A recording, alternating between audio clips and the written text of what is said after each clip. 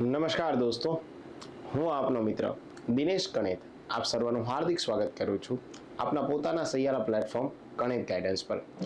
દોસ્તો, સીસી અને CC part 2, આમ તો જે કે સીસીની સિરીઝ 2 થઈ શકે, કારણ કે એક ભરતી ઓલરેડી કમ્બાઇન કોમ્પિટિટિવ એક્ઝામની થઈ ચૂકી છે 2024-25માં.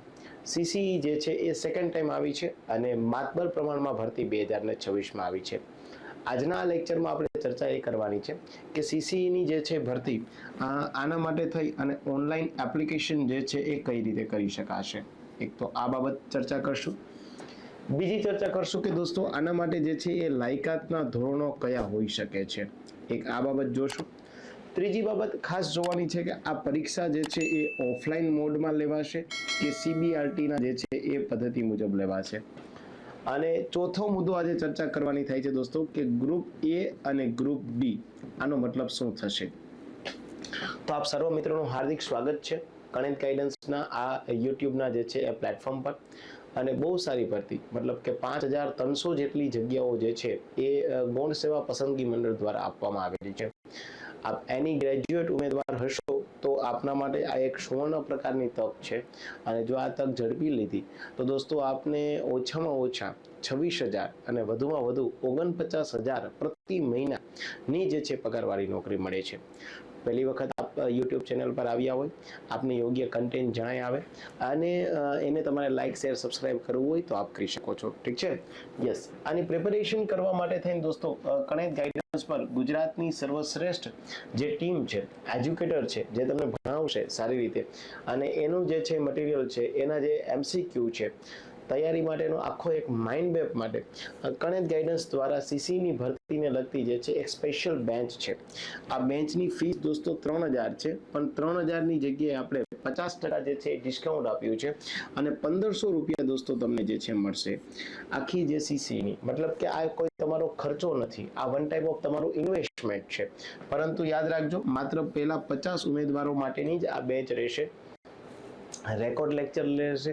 તમે તમારા ઘરેથી, તમારા સમયે, તમારા સ્થળેથી આપ પ્રિપેરેશન કરી શકશો. શું મળશે આ બેન્ચમાં? સિલેબસ મુજબના વિડીયો લેક્ચર્સ મળશે, ત્યારબાદ સિલેબસ મુજબનું મટીરિયલ મળશે, સિલેબસ મુજબના MCQ મળશે, સિલેબસ મુજબની મોક ટેસ્ટ મળશે, સાથે પર્સનલ મેન્ટરશિપ મળશે. કેવી રીતે તૈયારી કરવી, ક્યાંથી તૈયારી કરવી, શું વાંચવાનું છે, શું નથી વાંચવાનું, આ તમામ પ્રકારની જવાબદારીઓ જે છે એ કણેત ગાઈડન્સ પર છે. લાસ્ટ ટાઈમ જ્યારે સીસીની પરીક્ષા લેવાની હતી ગ્રુપ બી અને એમાં પણ મેન્સ, ત્યારે કણેત ગાઈડન્સના પ્લેટફોર્મ પરથી દોસ્તો બેઠા 60 કરતાં વધારે ક્વેશ્ચન જે છે એ પૂછાયેલા હતા. આનું પણ મેં વિવરણ તમને જે છે એ યુટ્યુબમાં કીધેલું છે. તો ફરીથી જો છે એ આ પ્રિપેરેશન કરવા ઈચ્છતા હોય તો કણેત ગાઈડન્સના જે ગુજરાતના સર્વશ્રેષ્ઠ ફેકલ્ટીઓ છે એના બેઝ ઉપર તમે જે છે પ્રિપેરેશન કરી શકો છો. ઠીક છે? તો સ્ટાર્ટ કરીએ દોસ્તો આપણે.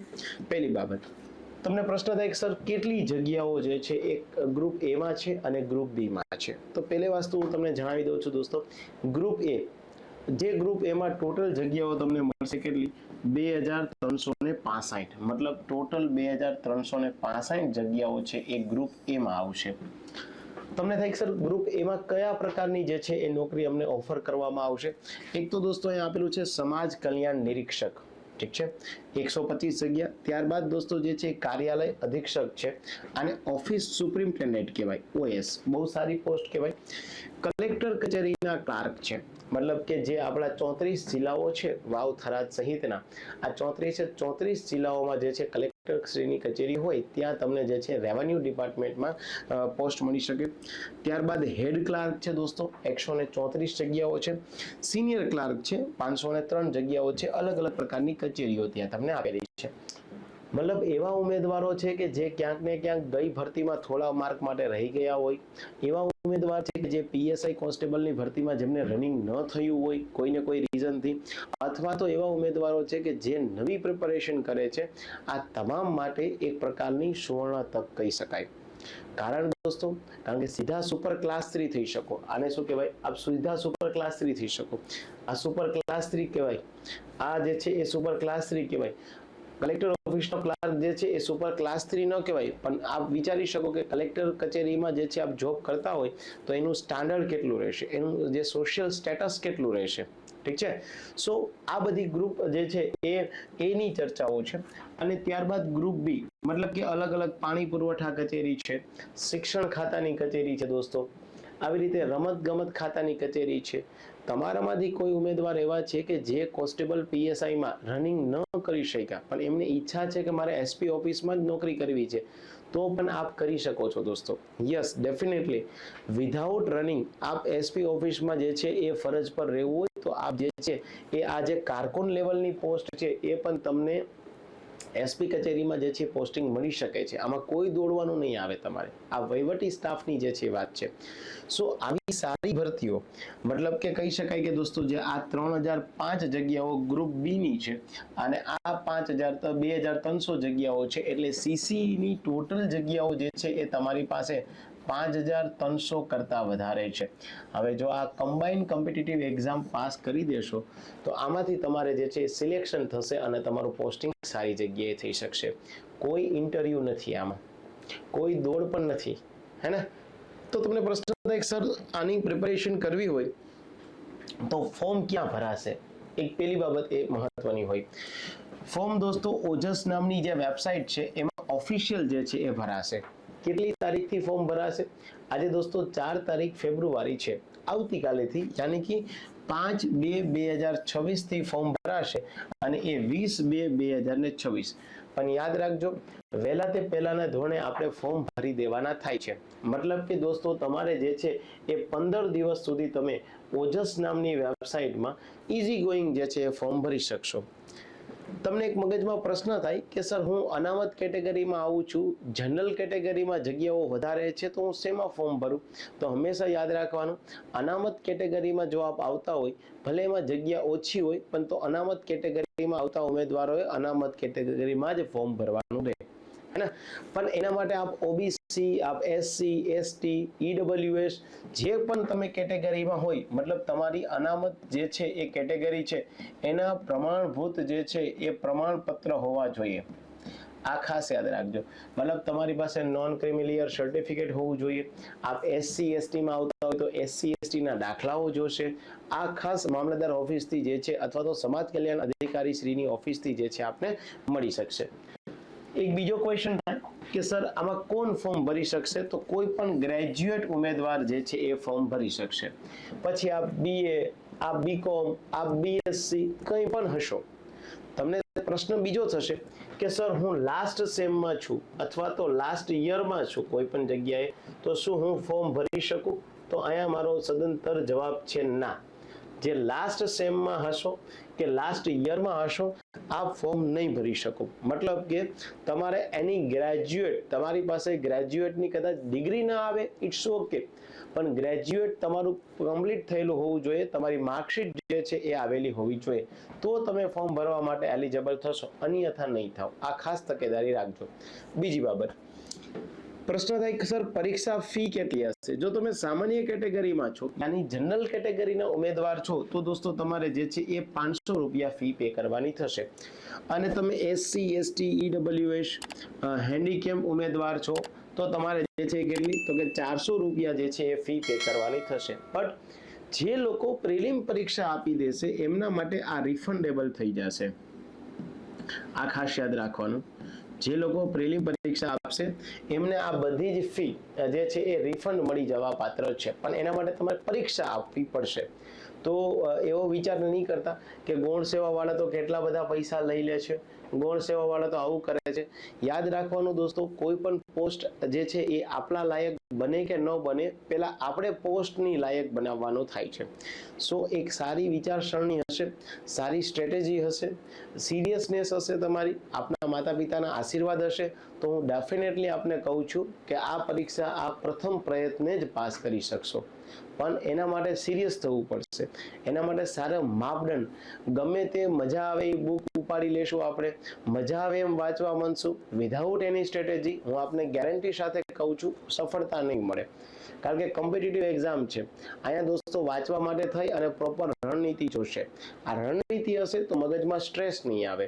આ રણનીતિ હશે તો આપણે જે છે એ સારી રીતે ફીલ ફ્રી જે છે એ તૈયારી કરી શકશું અને એના સારા પરિણામ પણ આપણને પ્રાપ્ત થઈ જશે. બીજું એક પ્રશ્ન તમને એ થાય કે સર વય મર્યાદા કેટલી સુધી અમે જે છે એ ફોર્મ ભરી શકીએ? જો મિનિમમ તો 20 છે અને મેક્સિમમ તો 35 છે, પણ આ 35 જનરલ કેટેગરીના જે પુરુષ ઉમેદવાર છે એમના માટે છે. માની લઈએ કે તમે જનરલ કેટેગરીમાં આવો છો પણ મહિલા ઉમેદવાર છે તો તમને 5 વર્ષ એક્સ્ટ્રા મળશે. મતલબ જનરલ કેટેગરીની જે મહિલા છે એ કેટલા વર્ષ સુધી? 40 વર્ષ સુધીની જે છે ફોર્મ ભરી શકશે. ત્યારબાદ જે અનામત કેટેગરીના પુરુષ ઉમેદવાર છે, મતલબ કે એસસી, એસટી, ઈડબ્લ્યુએસ હે ને, ઓબીસી, આમના પણ જે છે એ 40 વર્ષ છે. પરંતુ અનામત કેટેગરીની મહિલા ઉમેદવાર છે, મતલબ એસસી, એસટી, ઈડબ્લ્યુએસ આવે જે તમે કેટેગરીથી બિલોંગ કરતા હોય તો તમને 10 વર્ષ યાની કે તમે 45 વર્ષ સુધી જે છે એ ફોર્મ ભરી શકશો. સામાન્ય કેટેગરીના વ્યક્તિ છે, પુરુષ ઉમેદવાર છે પરંતુ એ કેવા છે? દિવ્યાંગ છે, તો એમના માટે પણ 45 વર્ષ જે છે આપેલા છે. સામાન્ય કેટેગરીની કોઈ મહિલા ઉમેદવાર છે, એમે પણ દિવ્યાંગ છે તો એમને પણ 15 વર્ષ, પણ યાદ રાખવાનું કે મેક્સિમમ કેટલા? તો કે 45 વર્ષ સુધી જે છે એ આપ ફોર્મ ભરી શકશો. ઓકે, પણ અનામત કેટેગરીમાં આવતા હોય તો તમે જોઈ લેજો કે આપની કઈ કેટેગરી છે, આપ શેમાંથી બિલોંગ કરશો. અને સામાન્ય કેટેગરીના કોઈ પુરુષ ઉમેદવાર છે તો એમના માટે મેક્સ એજ કેટલી છે દોસ્તો? 35 વર્ષ છે. પણ યાદ રાખવાનું, સરકારી ભરતીમાં પાસ થવા માટે દોસ્તો એજ કોઈ મેટર નથી કરતું. શાયદ કોઈ 25 વર્ષે જે છે એ બની જાય છે અને શાયદ કોઈ 35 વર્ષે બની જાય છે. બંને કદાચ જોબના વર્ષ પ્લસ માઇનસ હશે, પરંતુ સરકારી નોકરી 25 મળે કે 35 મળે, બંને સારી વાત જ કહેવાશે. ઠીક છે? યસ. તો એક તમારે વય મર્યાદા વાળો ક્વેશ્ચન અહીંયા થઈ ગયો. બીજું કે સર પ્રશ્ન થાય કે મને કેટલો પગાર મળશે પ્રતિ મહિનો?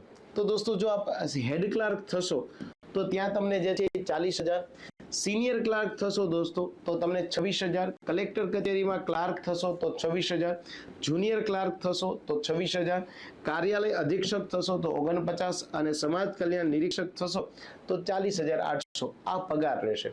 પણ સરકારી નોકરી માટે દોસ્તો પગાર કરતા સોશિયલ સ્ટેટસ છે આપણું સમાજમાં એક આગવું સ્થાન છે, એ સૌથી વધારે મહત્વનું છે. કારણ કે આપણે એવા પરિવારમાંથી આવતા હોય કે જ્યાં કોઈ આપણે સોનાની ચમચીમાં જન્મા નથી. આપણે દોસ્તો પરિસ્થિતિઓ જે છે એ ઘણી બધી વિકટ જોઈ છે, અને આવી વિકટ પરિસ્થિતિને ધ્યાનમાં રાખી અને જ્યારે હું અને તમે અહીંયા પહોંચ્યા છે, તો બટ ઓબિયસ છે દોસ્તો કે આપણા માટે પગાર તો મેટર કરે છે. નાણાકીય બાબત દરેક માટે મેટર કરતું હોય, પરંતુ જે વ્યક્તિઓ ક્યાંક ને ક્યાંક આપણે નીચા પાડવાની વાત કરતા હતા, આપણે સમાજમાં, આપણે આપણા પરિવારમાં જે કંઈ સહન કર્યું છે, અન્ય વ્યક્તિઓએ જ્યારે આપણને નીચા પાડ્યા છે, એમને સારી રીતે આપણે આપણી સક્ષમતા બતાવવા માટેની સારી તક હોય તો આ સરકારી ભરતી છે. અને સરકારી ભરતીમાં એટલા માટે જ આપણે પાસ થવું જોઈએ. ઠીક છે? સો અહીંયા તમને જે છે પગાર ધોરણ જે છે આપ્યું છે એને ખાસ યાદ રાખવાનું. તમને થાય કે સર આ પગાર ધોરણ તો ઠીક છે, પણ મને જે છે આમાં કેટલા પ્રકારની પરીક્ષાઓ મળશે? દેખો, હંમેશા 2 પ્રકારની પરીક્ષાઓ જે છે તમારું આયોજન થશે. અહીંયા હું તમને એક સિમ્પલ લોજિક સમજાવી દઉં છું. જેટલા લોકો દોસ્તો સીસીઈમાં ફોર્મ ભરશે, યાની કે એની ગ્રેજ્યુએટ ઉમેદવાર છે, આ બધાને દોસ્તો એક પ્રિલિમ પરીક્ષા જે છે એ આપવી પડશે. આ પ્રિલિમ પરીક્ષા જે છે એ 150 માર્કની રહેશે અને આ બધા ઉમેદવારોએ આપવાની થાય. હવે તમારા મગજમાં એક ક્વેશ્ચન થાય કે સર આ પ્રિલિમ પરીક્ષા જે છે એ લાસ્ટ ટાઈમ તો કોમ્પ્યુટર બેઝ હતી, યાની સીબીઆરટી હતી, તો આ વખતે જે છે એ સીબીઆરટી રહેશે કે પછી ઓફલાઈન મોડેલમાં રહેશે? હવે જો એના માટેનું હું તમને ક્લેરિફિકેશન આપી દઉં. અત્યારે ગૌણ સેવાએ ઓફિશિયલ જે નોટિફિકેશન આપ્યું છે એમાં લખ્યું છે કે આ જે પ્રિલિમ પરીક્ષા છે એ પ્રિલિમ પરીક્ષા કેવી રહેશે? તો કે સીબીઆરટીના જે છે એ આધારે છે એ રહેશે. પણ ઉમેદવારોની ઘણી બધી માંગ છે, કારણ કે ગયા વખતે દોસ્તો નોર્મલાઇઝેશન થતું હતું, એમાં ઘણા બધા માર્ક જે છે પ્લસ માઇનસ થતા હતા. પરીક્ષાઓ એક સાથે બહુ લાંબા સમય સુધી 1 મહિનો 1.5 મહિનો ચાલતી હતી. તો કદાચ પોસિબલ એવું બની જાય કે ભાઈ ગૌણ સેવા જે છે આ પરીક્ષાને જે છે એ ઓફલાઈન મોડ પર લઈ લે. આવું પોસિબલ છે. સો કદાચ અત્યારે તો એમણે CBRT લખેલું છે, પરંતુ કદાચ પરીક્ષા ઓફલાઈન મોડમાં રહે તો ઉમેદવારની માંગ છે અને એ ઉમેદવારની માંગને વાંચા આપી અને ગૌણ સેવા ઓફલાઈન પરીક્ષા લઈ શકે છે. ઠીક છે, એ જેમ નવું આવશે એમ તમને અપડેટ આપીશ. હવે જે લોકો 150 માર્કની પરીક્ષા MCQ છે એને એ આપશે, ત્યારબાદ મેન્સ પરીક્ષા આવશે. હવે મેન્સ પરીક્ષા કેવી રીતે આવશે દોસ્તો? તો કે મેન્સ પરીક્ષા બે રીતે આવશે. એક ગ્રુપ A ની પરીક્ષા આવશે, એક ગ્રુપ B ની પરીક્ષા આવશે. હવે જે ગ્રુપ A ની પરીક્ષા છે દોસ્તો, એમાં મેં તમને હમણાં જે ગ્રુપ A ની પોસ્ટ આપી હતી, સમાજ કલ્યાણ નિરીક્ષક આપી હતી, હેડ ક્લાર્ક આપી હતી, સિનિયર ક્લાર્ક આપી હતી, કલેક્ટર કચેરીના ક્લાર્કની આપી હતી. પણ એ પરીક્ષા તમારી કેવી રહેશે દોસ્તો? તો કે એ પરીક્ષામાં પેપર 350 માર્કનું રહેશે અને એક પ્રકારે ડિસ્ક્રિપ્ટિવ રહેશે. જ્યારે જે મેન્સ તમારી બી ગ્રુપની છે એ MCQ રહેશે અને આ જે MCQ રહેશે દોસ્તો એ કેટલા માર્કની રહેશે? એ 200 માર્કની રહેશે. તો મારો કહેવાનો તાત્પર્ય એ છે કે જે આ પ્રિલિમ્સ છે એ માત્ર ક્વોલિફાઈંગ છે, એના માર્ક કાઉન્ટ નહીં થાય. તમારું જે મેરિટ બનશે એ ગ્રુપ A અથવા તો ગ્રુપ B ના આધારે બનશે. ઠીક છે, મતલબ કે આજે એવું થાય કે આ 150 માંથી જે લોકોને દોસ્તો જે છે 80+ આવ્યા છે, આ એક્ઝામ્પલ છે, આ 80+ આવ્યા છે એ બધાને ગ્રુપ A માટે એલિજિબલ કરી દે અને જેમને જે છે એ 75+ આવ્યા છે એમને ગ્રુપ B માટે એલિજિબલ કરી દે. અને તમે જે છે એ 80+ લાવ્યા હોય તો શાયદ બની શકે કે A અને B બંને ગ્રુપ માટે આપ એલિજિબલ થઈ જાઓ. ઠીક છે, સો આ એક આખી એક્ઝામની પેટર્ન છે. આ યાદ રાખજો, માત્ર ક્વોલિફાઈંગ છે, આના કોઈ માર્ક કાઉન્ટ નહીં થાય. તમારું મેરિટ કોના આધારે બનશે? આ મેન્સ એક્ઝામના આધારે તમારું જે છે એ મેરિટ બનશે. હવે તમને ક્વેશ્ચન થાય કે સર તો આ 150 માર્કમાં શું પૂછાશે, હે ને? ચલો તો આપણે એ પણ ચર્ચાઓ કરી લઈએ. એક બીજી વસ્તુ યાદ રાખજો, ઉમેદવારને થોડું કન્ફ્યુઝન હોય છે, એટલે અહીંયા મેં તમને જે છે એક સ્ક્રીનશોટ બનાવી રાખ્યો છે. પ્રાથમિક પરીક્ષા મુખ્ય પરીક્ષા માટે ઉમેદવાર આપેલ પરીક્ષામાં મેળવેલ ગુણનું ન્યૂનતમ ગુણવત્તા ધોરણ 40% રાખ્યા છે. મતલબ કે 150 છે દોસ્તો, એના 40% છે એના, એટલે મિનિમમ 60 માર્ક તો તમારે લાવવા જ પડશે. તો ઘણા ઉમેદવારને પ્રશ્ન થાય કે સર 60 માર્કનું લાવવું તો શું મેન્સ માટે જતો રહીશ? ના, આવું નહીં વિચારવાનું. મિનિમમ તમારે 60 લાવવાના, યાની 40% લાવવાના, પછી તમારું મેરિટ બનશે. ફોર એક્ઝામ્પલ તરીકે દોસ્તો આપણે કહીએ છીએ કે ગ્રુપ A જે છે એમાં 2300 જગ્યાઓ છે અને એના સિવાયની ગ્રુપ B છે કે જેમાં ઓલમોસ્ટ 5000 જેવી જગ્યાઓ હોય, તો આના જે છે એ 7 ગણા ઉમેદવાર બોલાવવામાં આવશે. મતલબ કે જે છે આ ગ્રુપ B માટે જે છે એ 35000 બોલાવવામાં આવશે, એ મેરિટ બનાવવામાં આવશે.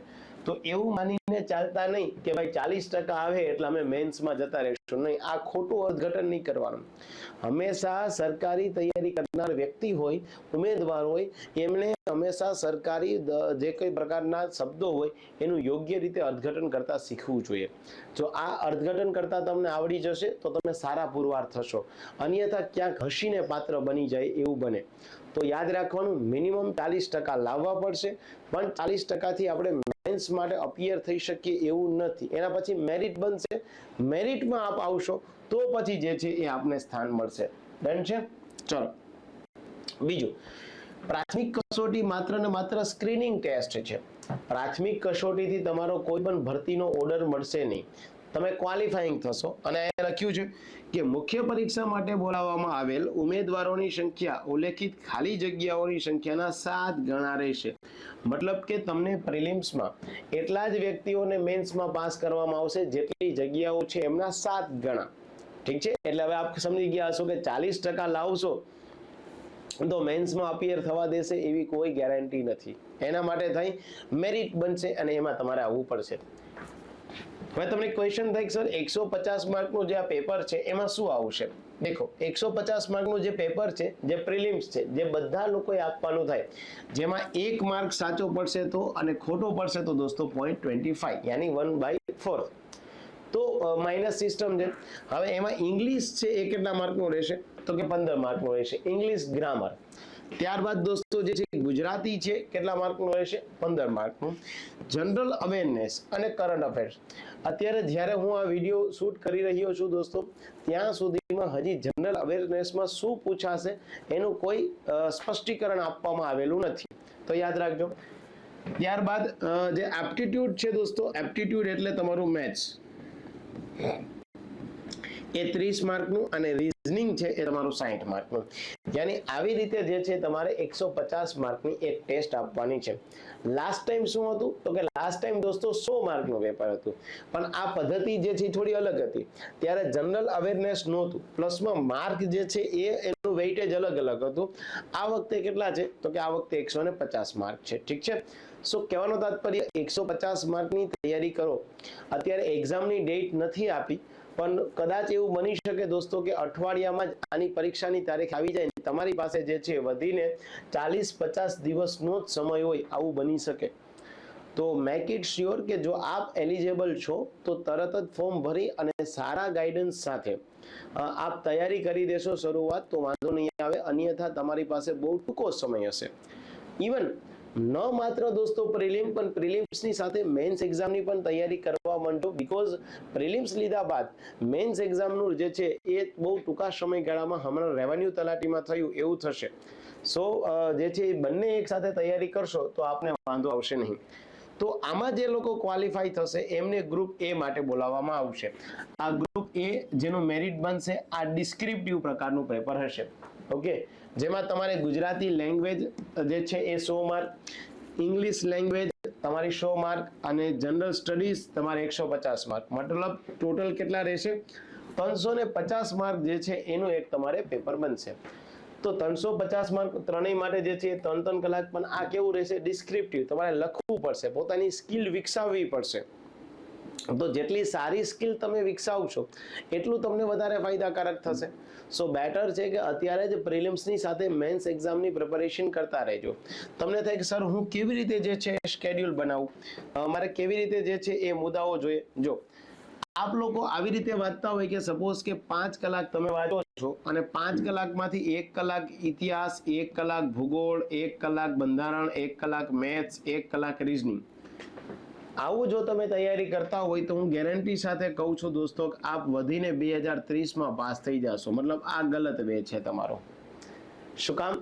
હું તમને રીઝન પણ આપું છું. એક બાબતના બીજા સબ્જેક્ટ સાથે તમારું કોઓર્ડિનેશન ના થાય, એટલે આ ન કરતા. બીજું, તમે 5 કલાક વાંચો છો, એમાંથી કોઈ એક વિષય જે છે એ મંડે વાંચો છો, બીજો વિષય ટ્યુઝડે, ત્યારબાદ વેનસડે અને ફરીથી પાછો એ વિષય મંડે વાંચો છો. જો આ પ્રકારની તમે તૈયારી કરતા હોય તો વહેલા તો નહીં પણ 2036 સુધીમાં પાસ થઈ જશો. એટલે આ પણ ના કરતા પ્લીઝ. ઠીક છે, આ બંને ગલત વે છે.